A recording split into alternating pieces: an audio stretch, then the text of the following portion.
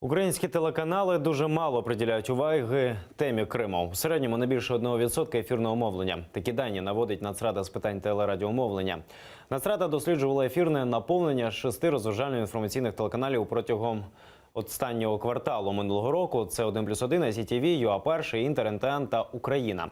У Нацраді вважають, що українські медіа варто більше говорити про події в окупованому Криму і війни на Сході, аби глядачі не забували про те, що відбувається на окупованих територіях.